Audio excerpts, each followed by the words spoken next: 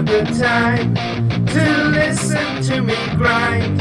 Take down the film watchers and nerds all at once.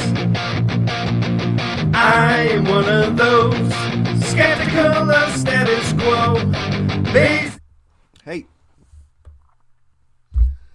I had a great video planned for this week. I mean, I made notes, suckers. All about how to spot the tropes, essentially, of wide receiver busts through production. There are really two different types, and I'm going to tell you about them because no one cares right now. No one cares. All anyone cares right now about is the combine, right? And I get it. You animals. So, it's really late. I stayed up updating for every combine stat I can find, and my database is updated for the 2020 class current combine stats, and available through the same link to anyone who follows the link. It's free. So there you go. That's it. No. If you remember recently, I did a video podcast and updated the database, of course. For the wide receiver tab, I made a combine score. Now, actually, I don't think I did a video. I should do a video. But essentially what it was, is I made a real simple model. I look for the combine stats that have the best p-value, the probability that they are statistically significant when trying to rate how well a player will do in the NFL. Now, it's really important to understand, I love the combine like everyone else, but I don't think it's useful in the way as strongly as others like to. I think if a player is really good and he's built slightly differently, he's just going to break that threshold, right? So I think we have to identify who's good before we try to apply combine filters. In combine filters, thresholds of if they're tall enough, fast enough, heavy enough, have a good BMI, fine. But really you have to try and already sort them, already group them into more or less likely players, and I use production primarily for that. So it's where I most like to attack the nerds with which I infiltrate with my fake nerdery, because it's easiest to. Because every now and again, quite often, pretty much every class of player who's just built slightly differently will tank in combine models and hand thresholds, and just completely own the nerd who believes in it to the fullest extent of his ability, and that's always fun. So same with production as well, to be fair. But so after making that, I just applied it to the database, and essentially I wasn't trying to make a Calvin Johnson scale, okay? That's just a silly exercise, but I'm going to always refer to it as a Calvin Johnson scale, because guess who turns up at the top of the little stat I made when comparing physical metrics to the four main physical metrics that have a good relevance to how well a player does in the first 4 years. Guess who hit the top of the model with 129 points, the highest score ever scored in my incredibly new combine score. Calvin Johnson, 129 points. That's as good as anyone's done, and I imagine it's as good as anyone ever will do, to be honest. So what I did is I took that weighting that all that work did, transferred it over to the 2020 class stats. Now, KJ Hamler didn't run the 40. I need a 40 time to do this. The four stats that I'm using are BMI, 40 time, height, and weight. And yes, I know before anyone gets mad, height, weight, and BMI, yeah, I'm looking for cross covariance because it has no predictive power. By itself, the combine has very little predictive power. So really, I wasn't trying to make a projection model for the NFL. I was trying to create a stat that literally told me how well players compared to the best players from the past that's had great combine metrics and good points per game through the first 3 years. So essentially, I was trying to create a Calvin Johnson scale, although that wasn't my ideal, right? If anyone's interested in who scored the worst, that's in there too. It's like minus 29. It's the worst score anyone's ever got. But you need a 40 time. I need to know your height. I need to know your weight. And from that, I can create your BMI. So I really only need to know 3 things, and I can score you on this scale. If they go to the combine, I have the stats. So there we go. So I thought I'd do a real quick video. One, explaining what the combine combine score is, what the Calvin Johnson scale is, and 2, showing the results, the top above the fold results for the 2020 class. So in other words, who is the most Calvin Johnson-like physically in the 2020 class? Now, it's a really interesting little score, actually, and it has some predictive value, actually, when I put it together. Not enough to challenge anything, but it might work its way into my post-draft model if I update that one. I don't think I'm going to make a combine model. Like, I got post-draft, I got pre-draft. I'm kind of happy with that. But at least, trying to eke out some value here from the combine. It's interesting to see how they will at least score compared to athletic players who did well in the NFL, right? So let's do it. Let's look at who is the most Calvin Johnson like. And it is important to remember that it's a fairly interesting model because it does create an interesting list. All right, let me skip out of what I had planned for you here because that's a really interesting idea. Who scores the best? At the very top of the model before the 2020 class, you've got Calvin Johnson. Kelvin Benjamin comes in at number 2. And now I know no one ever thought Calvin Johnson looked like Kelvin Benjamin or the other way around, but think about it. How many giant guys with decent 40 times really hit the NFL Combine? And that actually run the 40. Demaryius Thomas didn't run the 40. I'm pretty sure he'd come in second, if not challenged, Calvin Johnson if he'd ran the 40 at his pro day, at his combine, but he didn't. So there are a few players like that just we don't have 40 times from the combine from them, so they're not scoring up here. But it's an interesting list when you think about Calvin Johnson, followed by Kelvin Benjamin, Matt Jones, who I don't know a lot about because he's from 2005, so he's really before my era. Looking at his NFL production stats, he had one top 36 season. Okay, so he didn't do much. Then comes DK Metcalf, who people did try to compare to Calvin Johnson. And again, he's really fast 40 and a huge guy, right? So that makes sense. Dora Green Beckham, Hakeem Butler, Brandon Marshall, interestingly enough. Mike Evans comes in at just below some guy from 2007 who I don't know how to say that name, so I'm not going to say it. Followed by Devin Funchess, just after Larry Fitzgerald, actually. So it is doing something. It's a really interesting little stat when you compare it to past draft prospects. It is identifying big, tall guys, right, fairly accurately. And it's doing it in a way that is weighted versus points per game. So it's creating some interesting busts there. A lot of people liked in the later rounds because of their physical metrics that weren't great producers. But I think it's identifying the type of thing we want. All right. Not mean to suggest it's perfect. It was just a fun little stat I made, a descriptive stat, right? And it's not meant to actually describe how much like Calvin Johnson they are.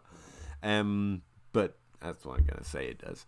All right, so Calvin Johnson scale, 2020 class. Let's go. All right. Here are the results. Calvin Johnson, I gave him his very own draft year, so I can actually keep him on the screen while we're looking at that. Now, it's important to note that on the Calvin Johnson scale, players with 2 top 24 seasons, so really good players, averaged about 58 points on the Calvin Johnson scale. So getting a 60 isn't concerning. Really, you should never be concerned about a player because of the combine. Hopefully it confirms it can't really drag anyone down or push them up. I really think that's the fairest way to do it. But yeah, just for reference, 58 is about the average for players with 2 top 24 seasons. That includes Jarvis Landry, who scores very low, as you might imagine, on this list.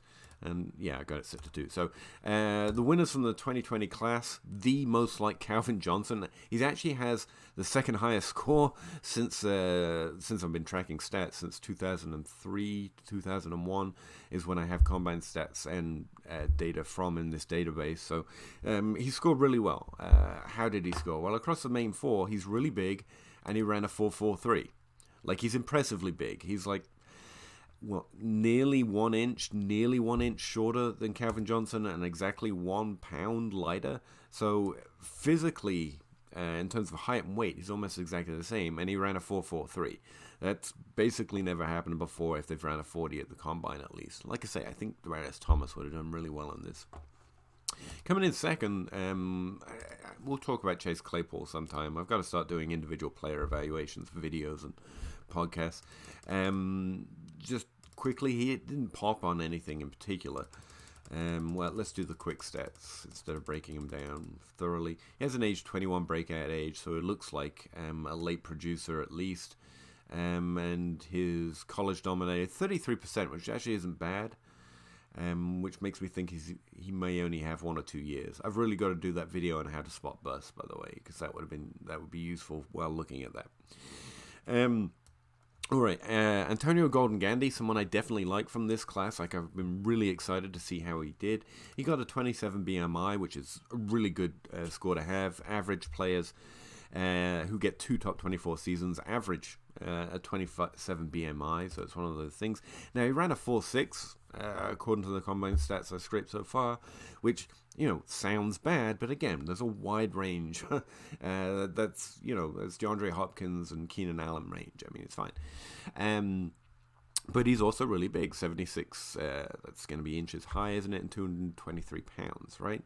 And so he scores the second best. He's got one of the more interesting profiles in this draft class. He actually scores an 86, which is up there. I happen to know, because I glanced at, 2018, 2019. Yeah, Keith Kirkwood. Cortland Sutton scored an 84, which is really good. A.J. Brown scored an 82 from the last 2 classes. So again, thinking in terms of what has happened and who they're comparing to physically, Antonio Golden Gandy, Michael Pittman's comparing to some really interesting prospects, both through production and through the physicals, and through the physicality, if you like.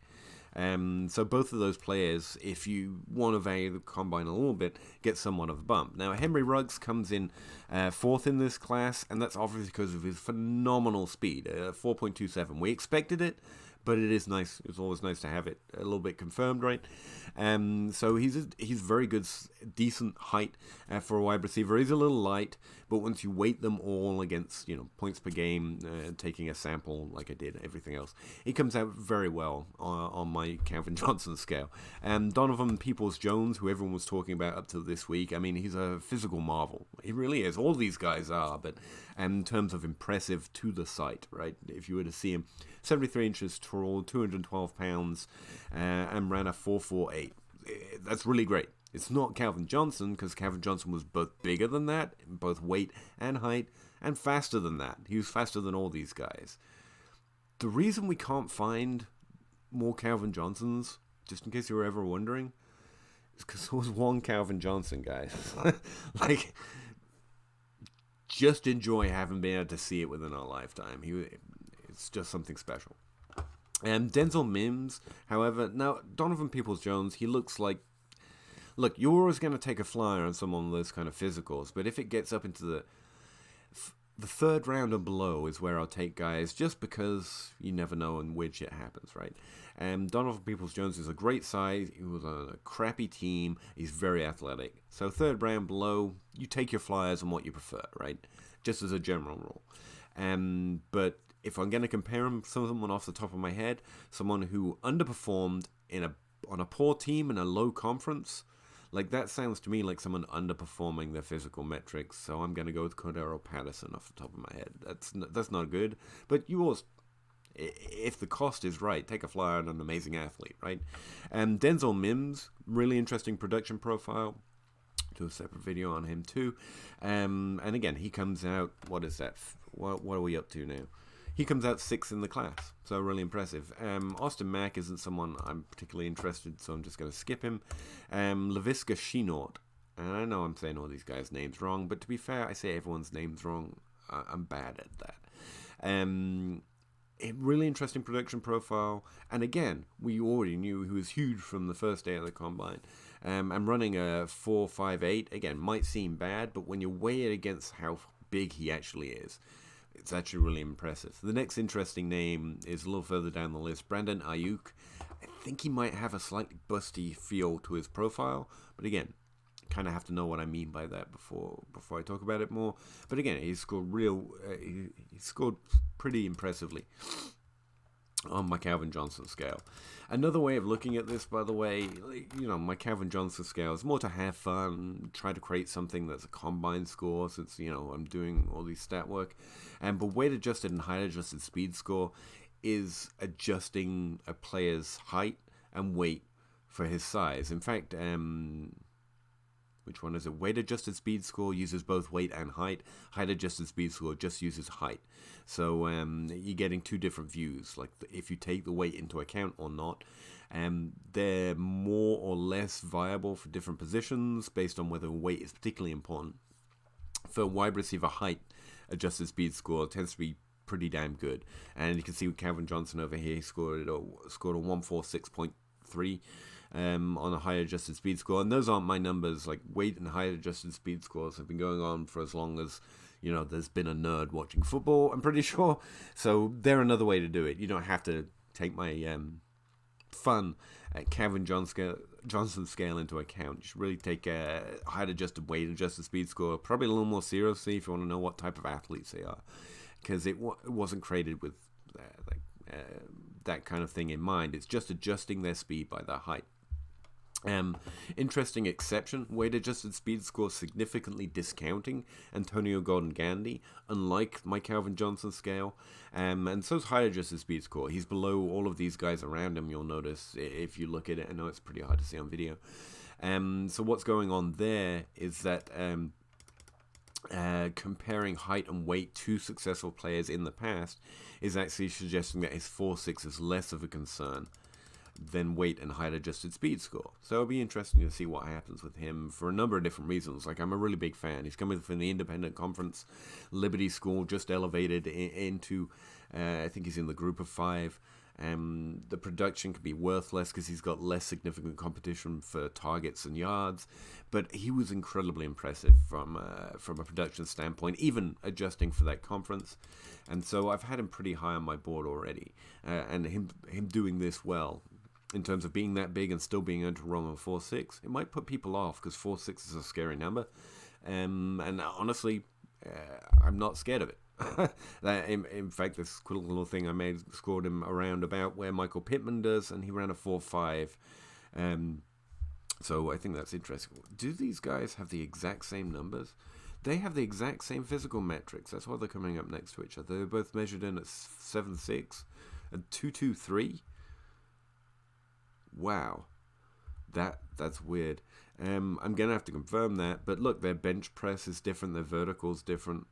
Broad jump's different. I don't think the numbers have been doubled up here because all the other stats seem appropriate. But I'm gonna go check on Michael Pittman, just to be sure. But wow, those two exactly the same height and weight standing next to each other. I wonder what that looked like. I don't watch stuff, so how would I know? Obviously, just being a nerd. So those are the players from the 2020 class that physically measure up well to past prospects, or, for a little hyperbole, are the most like Calvin Johnson.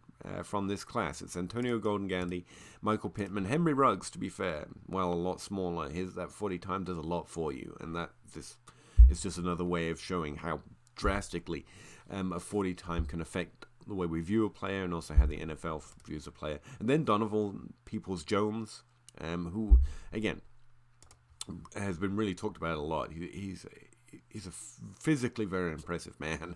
And Denzel Mims. I would say those are the most interesting numbers from the combine, comparing them to past prospects. All right, check out the database.